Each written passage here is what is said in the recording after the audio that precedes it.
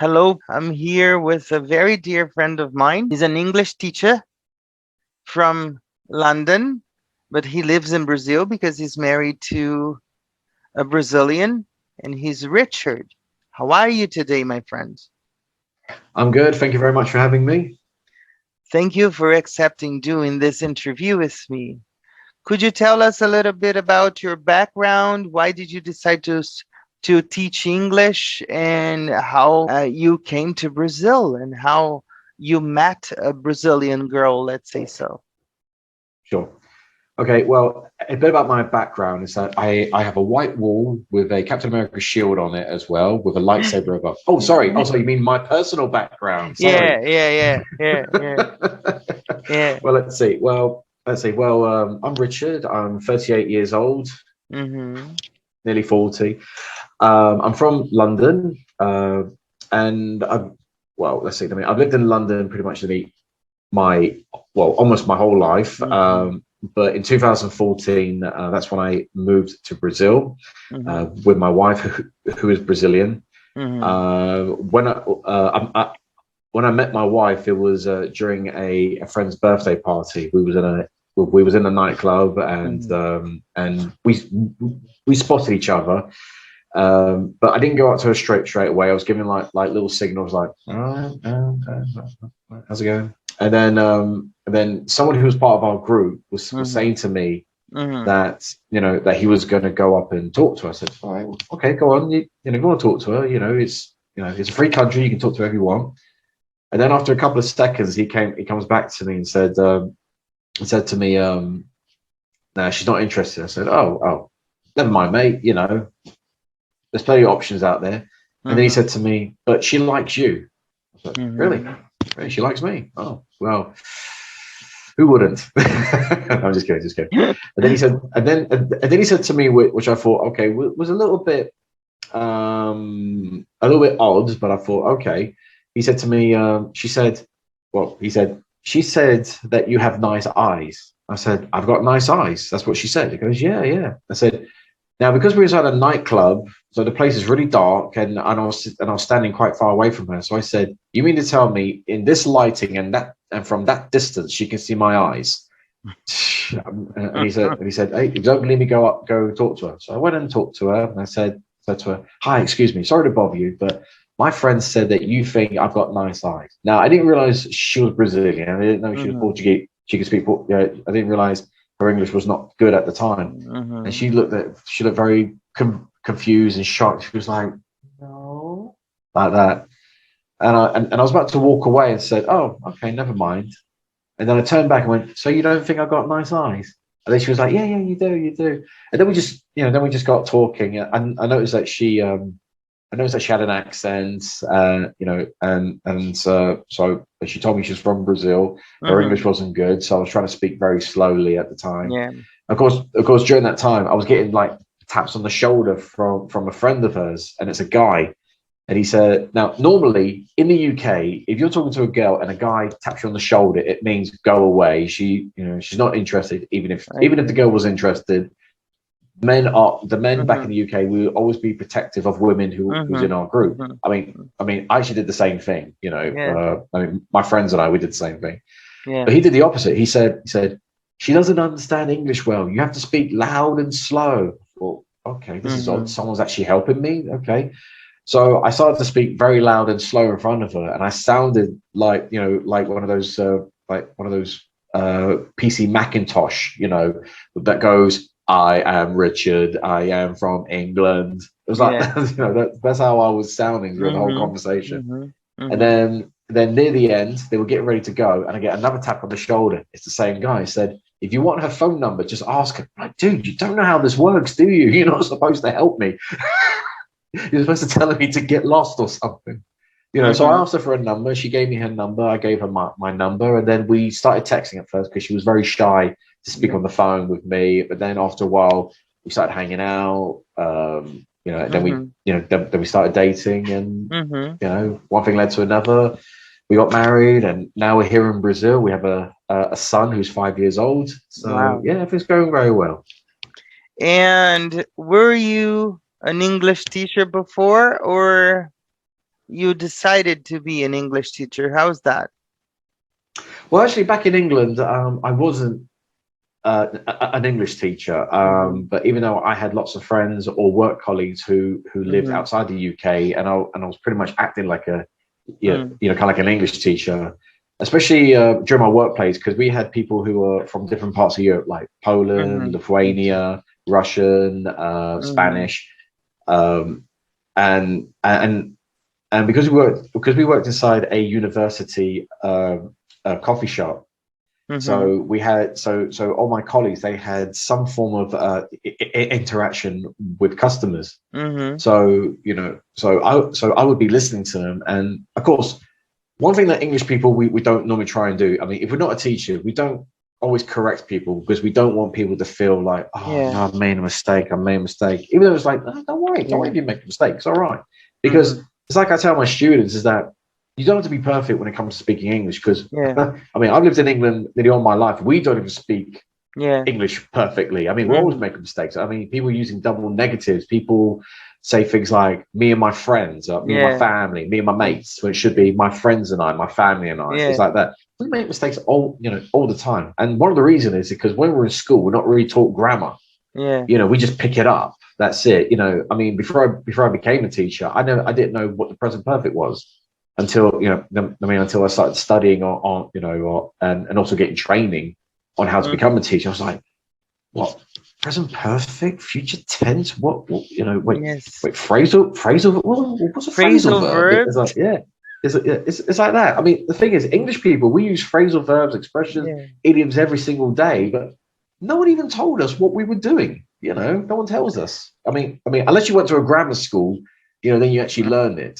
But it's like that. So back in London, I wasn't a teacher, but because I wanted to get into like acting and filming and everything, but the acting didn't go so well because of my speech impediment. I stutter a Mm-hmm. lot. Mm-hmm.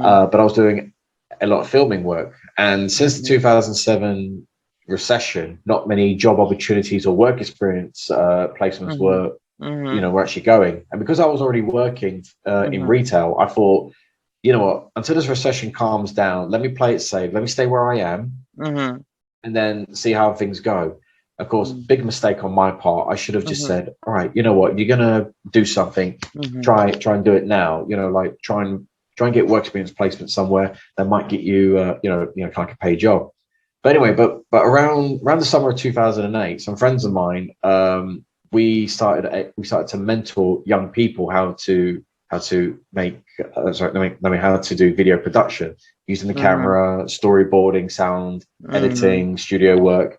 So Mm-hmm. I kind of went down the mentor path for a Mm-hmm. while, Mm-hmm. which was actually a really great experience. I mean, passing on my knowledge to other people.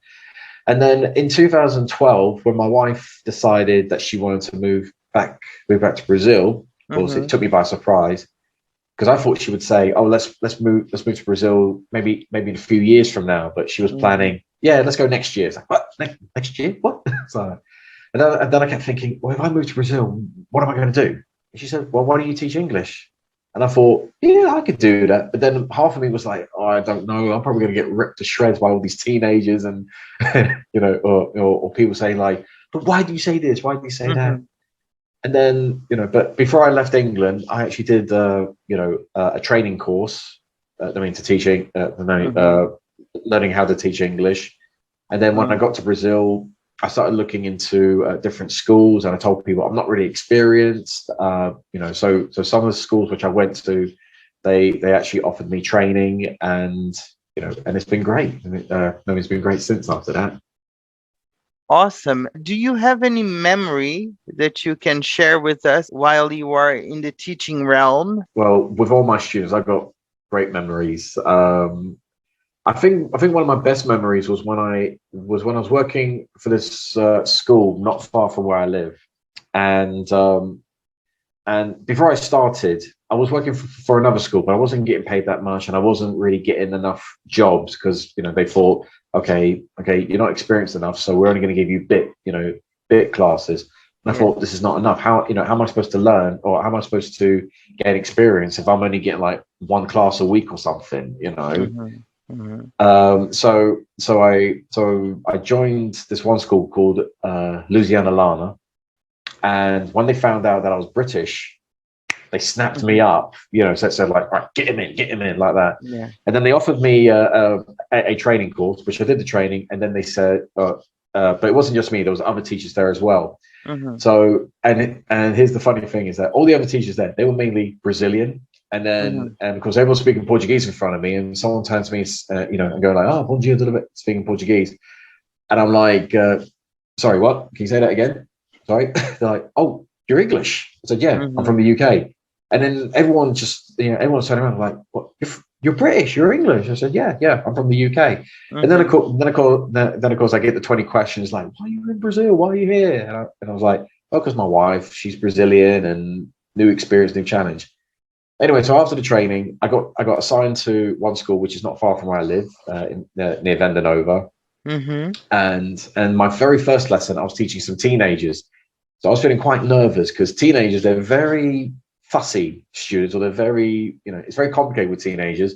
You don't know you don't know what they're going to be like. Are they going to be good students, or are they going to be all like, "Oh, I don't want this, I'd rather be out with my mates, playing video games, playing footy, chatting up some girls or something." Yeah.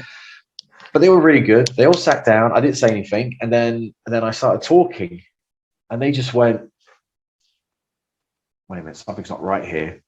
Something's odd." And then one student she put her hand up and said, "Sorry, where are you from?" And I said, "I'm from England." And then the boys and the girls of the class, they had this. I got this amazing reaction from them. They were like, the boys, they were all going like, "You're from England, cool," and they were listing all these different bands and rock groups from the UK, football teams, movies, and the girls, they were talking about like Prince Harry, Prince William, the Queen, and everything. And they would, before I even had a chance to even get the lesson started, I was getting asked questions like, "Why are you here? What's it like in England? Do you know the Queen? Have you watched Harry Potter?" Like that, and I even got some of them asking me to pronounce certain words, and they say like, "Is it true that you say water?" I said, "No, we don't say water, we say water." It's like that. So it was actually a really good experience, and it made me feel good. And then when I started doing more and more classes, everyone, I just had like really positive reaction from everyone. So yeah, it's been really amazing. Awesome. And have you met the Queen? No. Oh. I think. Wait. Have I ever seen her in person? I know. I do remember when I was a kid. I saw Princess Diana when I was a kid once. Wow. No, sorry. I did. No, I did see Diana, and I did see the Queen. They were doing like this sort of tour thing around, not far from where I live. It was near my. It was actually near my old school. They were inside this building, and they came out, and you could see all these different kids from different schools in their school uniforms, and other people with UK flags flying. And then I saw the Queen come out, and Princess Diana comes out. And everyone's going, "Way!" And I'm going, "Who's that again?" And they're like, "That's the Queen." Oh, sorry, hello, the Queen. Because when you're a kid, you don't know who the Queen is around that time. Awesome. If you had to describe London in one word, how would you describe it? Home. That's the only word I can think of. It's just that. I mean, don't get me wrong. I love my time here in Brazil. I like the people. The weather's fantastic over here. I mean, you can't get weather like this back home. Not every day anyway, because every day is like sunny one day, raining the next day, then the next day, then it's sunny for like 2 minutes. But London, England will always be home. She may not be perfect, but she's home. What would you take from Brazil to London, culture-wise, and the other way around? I would say the warmth of people, because when you meet someone new here in Brazil, everyone is very welcoming. Unlike back in England, we do have this reputation for being cold. Well, it's part and part true. It depends on the person. Okay. When you're in England, we don't open up to people straight away. It takes us time. So like if I was to meet you for the first time in London, I mean, don't get me wrong. If you came up to me and started talking to me, I'll talk to you back, because we're not rude, but I'll be very kind of closed off. I'll be like, oh, hello, nice to meet you. Where are you from? Oh, I'm from Brazil. Oh, Brazil. Oh, that's a nice country. I've been there a few times. I mean, have you been to London long? I'll be just asking questions. So we slowly pick small at you, talk. Yeah, exactly. Small talk. And then when we start to get to know you better, then we start to open up. We feel we can trust you, and that's it. But of course, normally I do say to the students, if you want to make friends in England, go down to the pub, buy them a drink, then you got a friend for life. Hold a pint, and that's okay. Yeah, 1 or 2 pints and you're fine.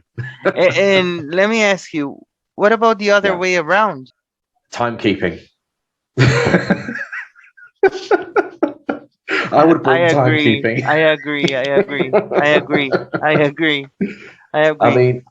I mean, the amount of times that I've turned up for lessons and students are like 5, 10 minutes late, but I found out here that it's normal to say say for instance, you say to someone, okay, I'm having a birthday party, it starts at 8, but people don't arrive until 9 o'clock or 10 o'clock. Yeah. In England, you don't do that. I mean, you can arrive late, obviously. I mean, we're not like hardcore on timekeeping, but if it's something important, we expect you to be there. Like if you're having a birthday party, you can arrive whenever you want. You just say to people, all right, it starts at 8, finishes at like 10 o'clock or something. So you got a good time frame to get there. Because obviously you got to think about travel. People might be occupied with like the kids, trying to get ready, finishing work, that kind of thing. But when it comes to getting to your job, that's that's the most important thing. So here I am.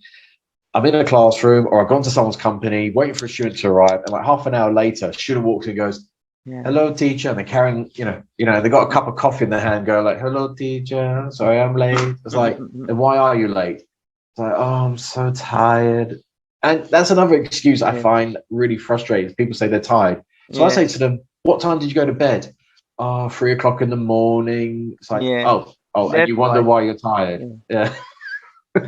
I am a timekeeper as well. What is your opinion about non-native English teachers or language teachers? Oh, that's a good question. I've actually had this discussion with a few other content creators online, and it's actually a very. I'm not going to say that it's a very, very difficult topic. I mean, I think this one's pretty simple. Is that when it comes to non-native teachers, sorry, that's what I should have said. No worries. I think it's actually a really good thing. Especially when it comes to teaching. I mean, don't get me wrong.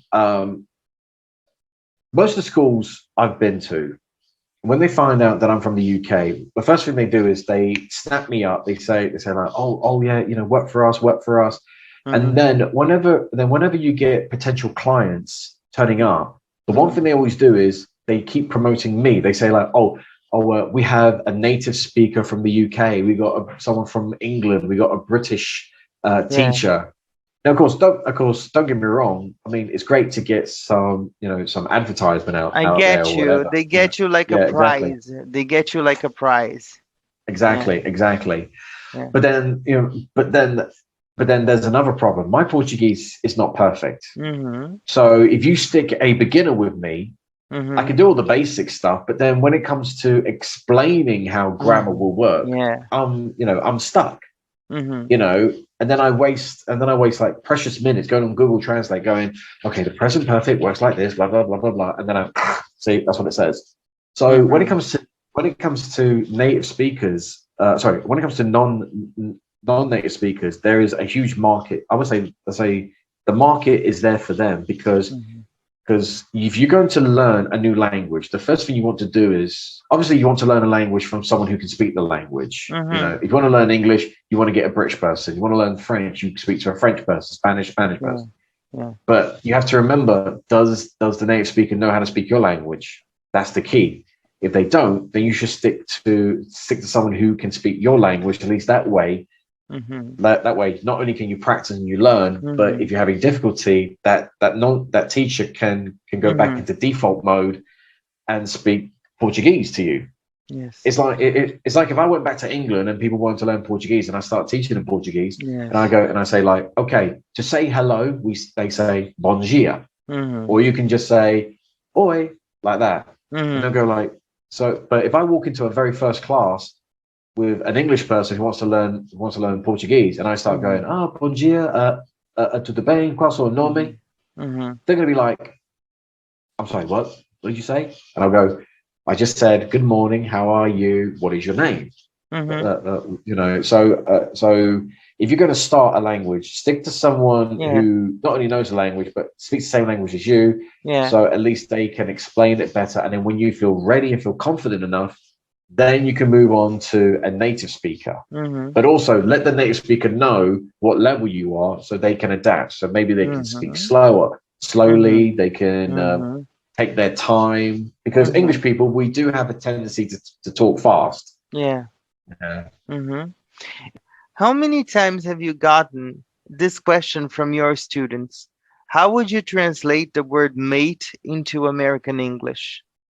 Actually, no one's actually ever asked me that one before. But but I can actually give alternatives I because got originally, that many times, man. really, That's why I uh, wanted to see your answer about it. well, well, I know that let's see for the American version of mate, you would say something like bro, buddy, Yeah, dude. yeah, But back home, if you're going to talk about a friend, you would say something like all right, friend, all right, pal, all right, mate, all right, geezer, yeah, things like that. But then again, though, most of our expressions can also be heard in yeah, Australia as well. No, because they yeah, say things like geezer, right, mate. yeah. Now we're going to the rapid round game then. So my first question for you, Richard, is the UK is? Fun.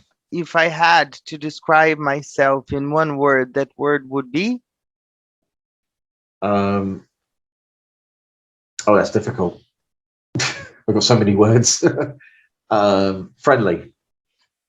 I agree. My family is. Great. My child is. With him, I've got so many words. With him, I'm just going to say Say cute. whatever you want to say. Cheeky, but cute. That's another word that I love, to be cheeky. My wife is. My wife is amazing. Brazilians are. Brazilians are warm. English people are. Um, oh, it's very difficult, that one. I want to say polite, but but it depends on. But it kind of depends on who Mm-hmm. who you're talking to. Oh no, actually, I'm actually going to say serious because we can be quite serious sometimes. Yeah. The most beautiful word in Brazilian Portuguese for me is. Lindo. I've actually got a good reason for that one. I've got a good Okay. reason for that one Okay. because when my wife and I when we first started dating, she always used to call me Lindo. Like she'll Yeah. go Lindo. Oh yeah, but then one day, I was one day with my wife. We was at my friend's house and we were having Yeah. dinner. Yeah. And because and because my friends, I mean, they are like Mm-hmm. European Portuguese. I mean, so Mm-hmm. they know a couple of words and everything. Yeah. So I was actually saying that, that when we first started dating, I mean, she would call me Lindo, and my Yeah. friend Marco would say, no, not Lindo, Richard. so he was, so he was So, correcting it. just so you know, people, lindo in English would be pretty. It would be the same as sweetheart in Portuguese, but lindo would be loosely translated to pretty. That's what he was saying. The most beautiful word in English for you. Oh my, that's difficult. Uh-huh. um, family. Good. My favorite Brazilian food is. Oh, don't. Oh no. Um, oh, this was difficult. I'm just going to say churrasco. Just going to Okay. say Okay. barbecue. Okay. I can't go Eh, wrong on that one. I can't eh, go wrong there. Everybody does. Scones are. Delicious with jam. I agree. Well, now it's your time. I'm on the hot seat and you can ask whatever you want. Ooh, da, da, da. Which word in Portuguese do you think is the best or your Amanhã. favorite? My favorite word in Portuguese is amanhã. What do you love about your culture? To always see the good side of a person. Mhm. Okay. What do you not like about your culture? Lateness. Actually, you know what? There is one thing which I do find quite frustrating about the Brazilian culture, Hmm. is that it's how people drive over here. That's what gets me half the time Yeah. because Yeah. because I'm trying to stick to the rules. When a sign says 30 miles an hour, I'm trying to go 30 miles an hour. Yeah. Then suddenly I look to the left, and there's another person going at 60 miles an hour down a Yeah. down a road that says only 30 miles Yeah. an hour, and I'm Yeah. I'm thinking, okay, Driving are is we? insane here. Yes. Yes, it is. If you had to move to another country, where would you go? Hmm. You got me there because I love New York, but I have a lot of friends in the UK. So I don't know. Maybe the UK, maybe New York. I Mhm. really don't know. What food would you like to try from another country that you never tried before? I am a little bit of a sweet tooth, so any sweets from the UK for me would work. And I got a list of different Hmm. types of chocolates and sweets that you could try Yeah, if you ever yeah, go to yeah, if you ever go yeah, to yeah, England, yeah, provided that you bring them back with you, of course. yeah. Oh, actually, there's one food that you have to try if you ever do visit England, and that Hmm. is the English. Yeah, that is the English fryer, or an English breakfast. You have to try that Hmm. if you ever go to London. Sure, sure. If you were to move to another country, what part of Brazilian culture would you take with you? Being a friend to my friends. If you need me, I'm there. What would you want to take from a different country or different culture to Brazil? I would bring an Apple store to every single city in Brazil with lower taxes. Going by that, there's a lot of products which I would love to bring here, because every time I go to a supermarket, and Yeah, I'm always thinking like, I see they don't have Maltesers. There's no yeah. crunchies. There's no Yeah. what other chocolates do I like? Oh, mince pies. I would definitely bring mince pies to Brazil. Mhm. You guys don't Mhm. have mince pies, and it drives Mhm. me insane that Mhm. every Christmas, I keep looking at like pictures and Mhm. commercials from the UK of showing Christmas. Yeah. But what do I see? I see mince pies. Well, Richard, we got to the end of the interview, and as I thought, it was really amazing. You're a great guy. You Oh, already thank you. have And you too. And you too. the Brazilian state of mind, and I think that's awesome. For every guest, I have a sentence, a quote, a takeaway. I would like to tell you why I love the word amanhã. Because the sound of amanhã in English is one of the most beautiful sounds that I've ever heard, which is tomorrow. For me, amanhã has a very deep meaning as much as saudade. No matter what we go through, there will always be a new tomorrow. The sun will shine anyway, even though you're sad, you're happy, doesn't matter. The most important thing to me, and I think to my audience as well as I always like to merge two sentences. One is an African sentence, which is Ubuntu. I am Mm-hmm. because we are. And nobody does anything alone. That's why I treasure my family, my children, and my friends. It was a pleasure to have you for an interview. You are amazing, very talented, funny, and his contents will be in the description box down below. Please check him out because you're going to have some fun and learn some serious English. Thank you so much for being here. What are your last Thank you. words? Well, the only thing which I can say is thank you very much for having me here. It's always nice to meet other content creators, and also network as well Mm-hmm, to expand my knowledge mm-hmm, of, of how to teach English as well. I mean, because I got my method, you got your method. Everyone yes, has their own different version of how they yes, teach, and it's always mm-hmm, nice to learn from other mm-hmm, people as well. And mm-hmm, I always appreciate mm-hmm. learning new things from other people. Thank you so much. It was a pleasure. I hope you liked it as much as I did. Check him out. See you next week. See you. Thank you. Take care, everyone. Hello, it's Rod's friend here, Gino from Real Everyday English. Sorry for interrupting your video. I just want to make a quick recommendation that you subscribe to Rodrigo's channel. He's an amazing guy, he's so humble, he's so dedicated, and he creates absolutely fantastic content. See you people soon. Bye bye, God bless.